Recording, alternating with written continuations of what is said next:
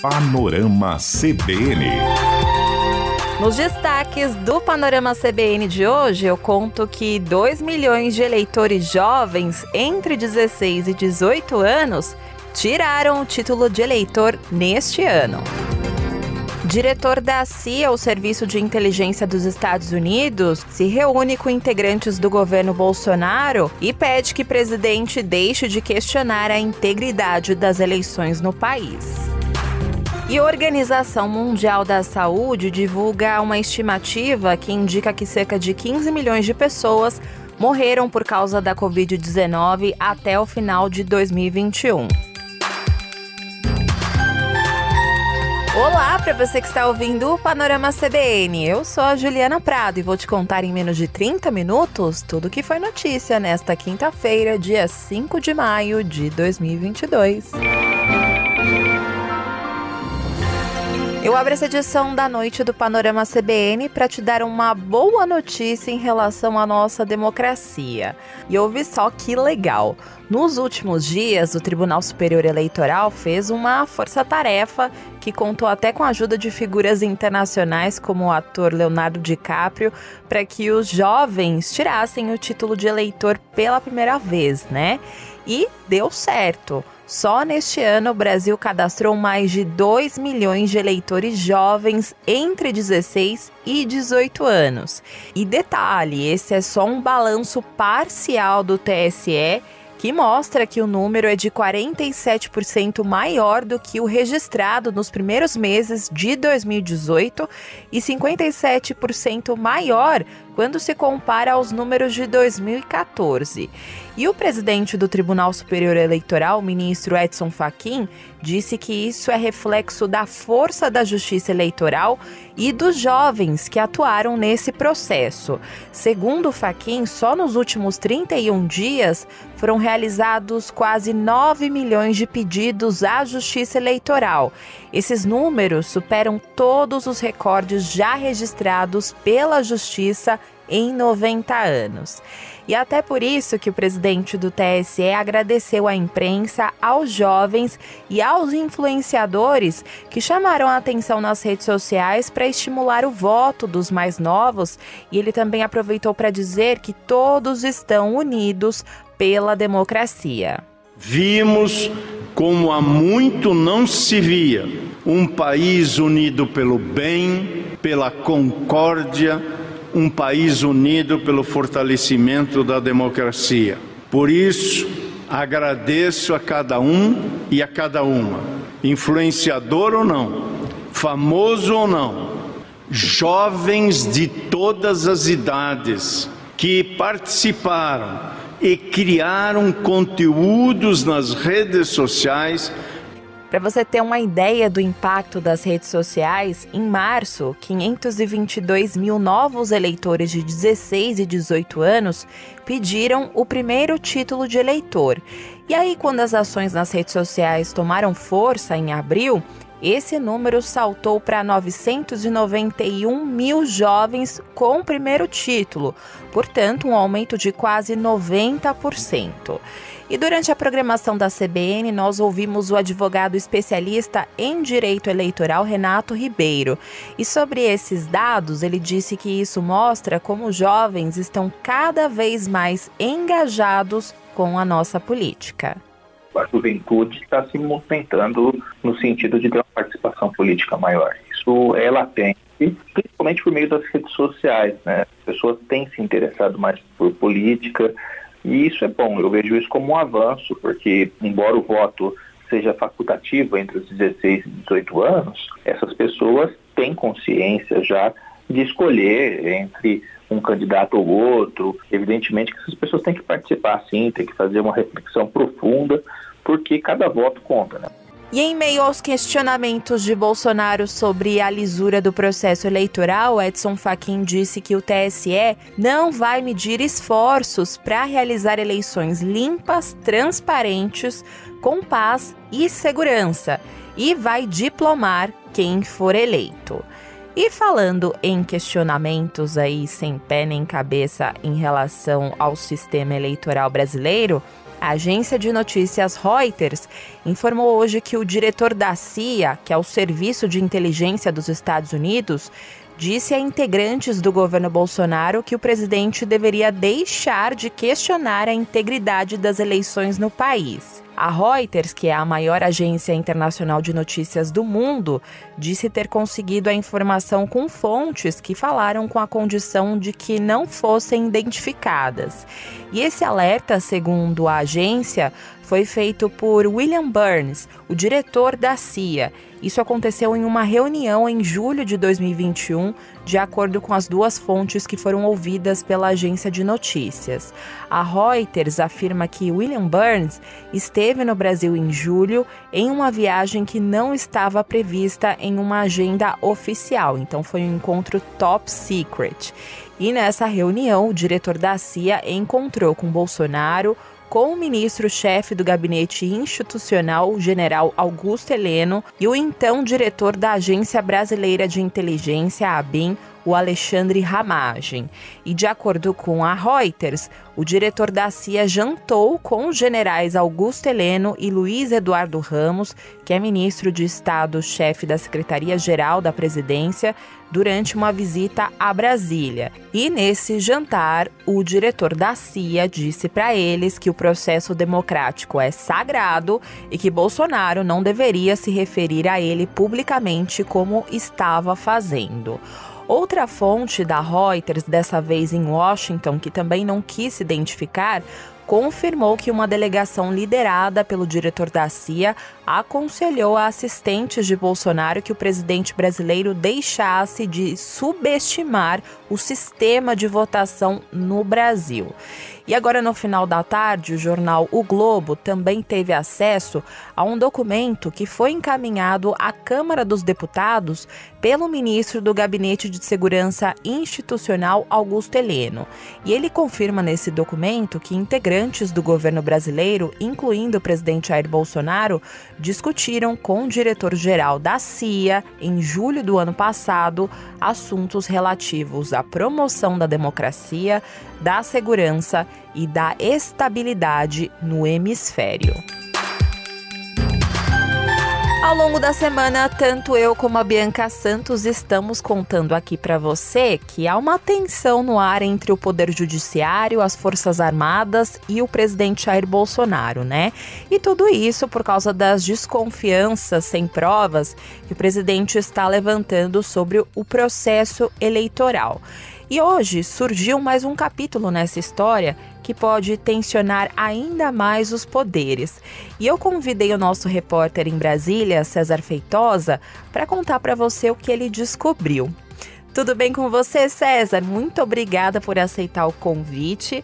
E eu quero que você conte para o nosso Panalover o conteúdo do documento que você teve acesso, que pode criar aí um climão entre o Poder Judiciário e as Forças Armadas.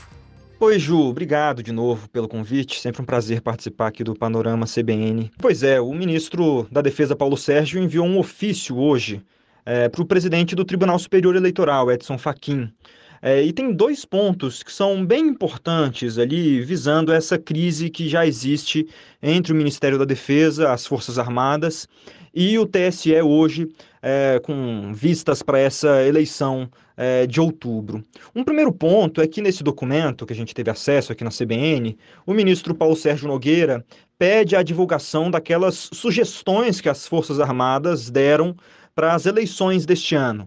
A gente lembra que o ministro Edson Fachin, presidente do TSE, criou um comitê de transparência das eleições. E esse comitê, formado por políticos, alguns parlamentares, gente do TSE, técnicos, membros da sociedade civil organizada e também membros das Forças Armadas, chegou até a concluir na semana passada uma primeira parte do seu trabalho, que era receber sugestões de todos esses participantes para dar mais transparência às eleições. E nestes documentos que foram apresentados a público, não são as sugestões na íntegra, mas tem aqueles detalhamentos de algumas sugestões feitas por esses membros. E na sugestão das Forças Armadas, tem a inclusão de um pedido para que fosse viabilizada a contagem de cada voto nessas eleições de outubro, ou seja, reforçando aquela tese defendida pelo presidente Jair Bolsonaro de que o mais seguro para as eleições seria o voto impresso,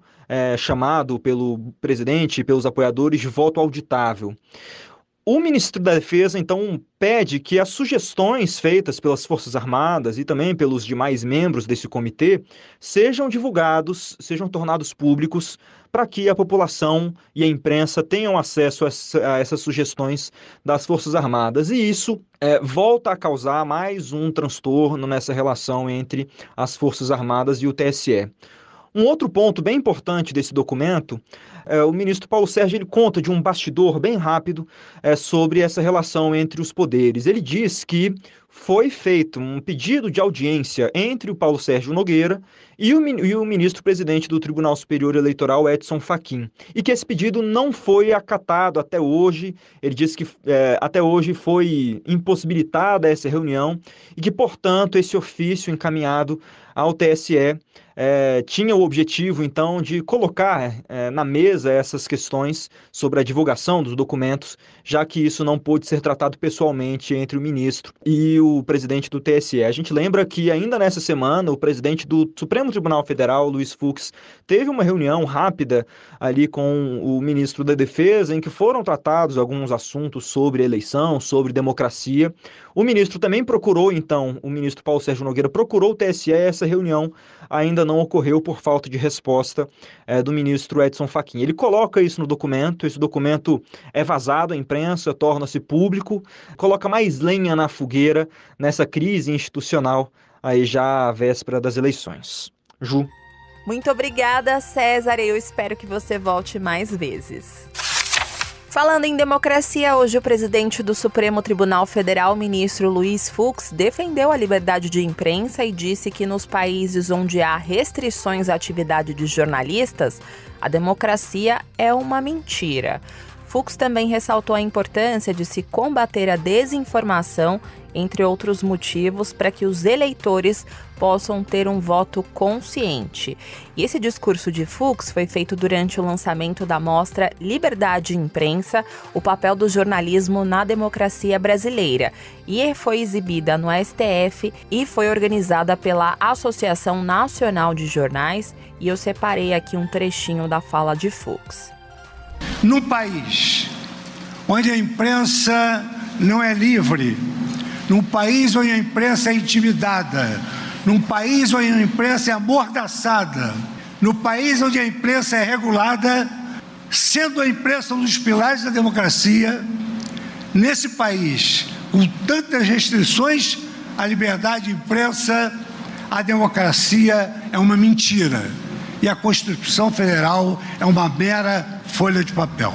O presidente do Supremo Tribunal Federal disse que a Corte é a casa da liberdade e da democracia, e ele lembrou que a Constituição proíbe a censura. Agora, eu vou fazer uma pausa aqui no noticiário para trazer um recado do patrocinador deste podcast. Os avanços tecnológicos e ambientes regulatórios favoráveis à inovação tem gerado uma revolução no sistema financeiro do país, com a entrada de um número crescente de fintechs em vários nichos de mercado. O Bank as Service é uma das frentes de negócio que o Banco BV desenvolveu e que oferece para fintechs e para as pequenas, médias e grandes empresas a possibilidade de oferecer produtos financeiros para os seus clientes sem a necessidade de se tornar um banco. Com essa plataforma, empresas de diferentes áreas de atuação podem disponibilizar serviços financeiros como TED, arrecadação, boletos de cobrança, contas individuais, pagamentos e principalmente o Pix. Quer saber mais? Acesse www.bv.com.br/bvopen. Voltando aqui ao noticiário, hoje a Organização Mundial da Saúde divulgou uma estimativa que indica que cerca de 15 milhões de pessoas morreram por causa da pandemia em todo o mundo até o final de 2021. E esse número é bem superior ao que consta nos dados oficiais desse período, que indica que 5,4 milhões de pessoas morreram por causa da Covid entre janeiro de 2020 e dezembro do ano passado. Ou seja, essa estimativa do chamado excesso de mortalidade indica que a pandemia teve um impacto 3 vezes superior ao que consta na soma dos balanços oficiais divulgados pelos países. Essa projeção da OMS vai na mesma direção do estudo que foi publicado em março na revista The Lancet, que também aponta que a pandemia matou 3 vezes mais pessoas do que consideram os registros oficiais. E essas novas estimativas da OMS mostram as mortes associadas direta ou indiretamente à pandemia de Covid-19. A OMS explicou que o número de mortes ou o excesso de mortalidade inclui óbitos associados diretamente à Covid-19 devido à doença ou indiretamente devido ao impacto da pandemia nos sistemas de saúde e na sociedade. E 20 países, representando aproximadamente 50% da população global, respondem por mais de 80% do excesso de mortalidade global estimado para o período de janeiro de 2020 a dezembro de 2021. Esses países são, entre vários, Brasil, Colômbia, Egito, Alemanha, Índia, África do Sul, Reino Unido e Estados Unidos. E para fechar esse feed aqui do Panorama, que está recheado hoje de temas que envolvem a saúde, eu preciso contar para você o resultado do novo boletim do Infogripe, que foi divulgado hoje pela Fiocruz. Esse boletim aponta para um possível início de crescimento de casos de síndrome respiratória aguda grave na população adulta em diversos estados do país no fim do mês de abril.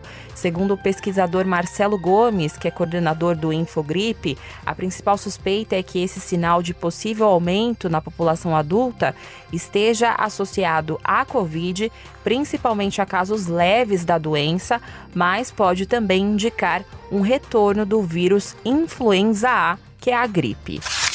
Agora eu vou falar sobre os povos indígenas Yanomami. Hoje a Câmara dos Deputados aprovou a criação de uma comissão externa para acompanhar as denúncias de violência contra indígenas Yanomami. Essa decisão foi motivada pela denúncia de que uma indígena de 12 anos morreu depois de ter sido estuprada em uma aldeia em Roraima. E uma outra criança teria morrido afogada durante esse ataque. Só que a Polícia Federal disse não ter encontrado indícios de crimes no local, mas as investigações continuam. E hoje também a Articulação dos Povos Indígenas do Brasil ingressou com uma petição em que comunica ao Supremo Tribunal Federal o descumprimento da União das medidas que foram ordenadas pelo próprio Supremo há um ano para que fossem tomadas todas as iniciativas para a proteção da vida, segurança e saúde dos Yanomamis, bem como a contenção e o isolamento dos garimpeiros em Roraima. A Articulação dos Povos Indígenas do Brasil pede agora a retirada imediata desses invasores. Esse documento que eu estou contando para você, o jornal O Globo teve acesso e destaca ainda que o governo federal, além de ignorar a decisão dos ministros e ministras do Supremo de maio do ano passado, também desrespeitou medidas cautelares da Comissão Interamericana de Direitos Humanos de Proteção dos Yanomamis de 2020. Essa ação enumera ao menos 12 ataques de invasores a comunidades Yanomamis desde a decisão do Supremo e pede uma urgência na retomada de operações para repressão ao garimpo ilegal na região. Só para você ter uma dimensão, o território Yanomami é composto por 321 aldeias, incluindo povos que foram recentemente contatados e alguns que estão em isolamento voluntário. A terra Yanomami possui 96,6 mil quilômetros quadrados de área na Amazônia. No mercado financeiro, a Bolsa de Valores de São Paulo fechou o dia em baixa de 2,81% aos 105.302 pontos. No mercado de câmbio, o dólar comercial fechou o dia em alta de 2,30%, cotado a R$ 5,016, ultrapassando aí a barreira dos R$ 5,00. Já o euro também terminou negociado com uma valorização de 1,67% aos R$ 5,291. No cenário internacional, a guerra na Ucrânia continua. E no campo diplomático, o governo de Israel informou hoje que o presidente da Rússia, Vladimir Putin, pediu desculpas pela declaração do ministro das Relações Exteriores, Sergei Lavrov, que sugeriu que Adolf Hitler, líder da Alemanha nazista, tinha sangue judeu. Essa fala causou uma revolta e chegou a ser classificada como imperdoável pelo governo israelense.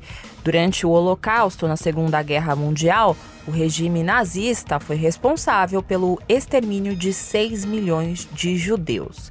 E conforme as autoridades israelenses divulgaram, na conversa de hoje, o primeiro-ministro israelense apresentou a Putin um pedido humanitário para que considere várias opções de retirada do complexo siderúrgico de Azovstal, que é o último reduto de resistência de forças ucranianas em Mariupol, na Ucrânia. Segundo o governo de Israel, o presidente Putin prometeu permitir a retirada de civis, incluindo civis feridos, por meio de um corredor humanitário da ONU e da Cruz Vermelha. Inclusive, hoje, o secretário-geral da Organização das Nações Unidas, Antônio Guterres, disse que civis estão sendo retirados desse complexo de Azovstal. Essa é a segunda leva de moradores que conseguiram sair da cidade, local que foi dominado pelas tropas russas. Hoje também o primeiro-ministro ucraniano Denis Shmyhal estimou que o país tenha recebido em torno de 12 bilhões de dólares em ajuda externa desde o início da invasão do país pela Rússia. Ele disse que os cálculos foram feitos com base nos apoios financeiros de caráter militar, econômico e humanitário. O premier deu essa declaração ao lado de líderes da União Europeia, da Polônia e da Suécia. O apoio veio principalmente de países como Estados Unidos, Reino Unido e Alemanha. O Banco Mundial estimou que o país do leste europeu tenha tido um prejuízo estrutural avaliado em 60 bilhões de dólares. Panorama CBN. O tempo passou, tudo mudou. E hoje eu vou embora com ela, Marília Mendonça, porque hoje faz 6 meses da morte da cantora. E como ela deixou aí um legado de sofrência gigantesco, eu vou embora com Passa Mal, que é uma sofrência pra cima, do jeito que ela era, né? E é com essa música que eu vou indo nessa. Muito obrigada pela companhia de hoje.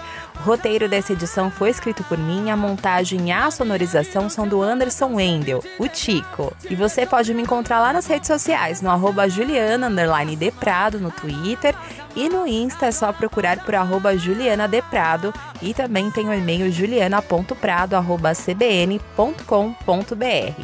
E não se esqueça que amanhã tem a edição da manhã do Panorama CBN com a Bianca Santos, a partir das 7 horas da manhã. Beijos pra você e até mais! Passa mal!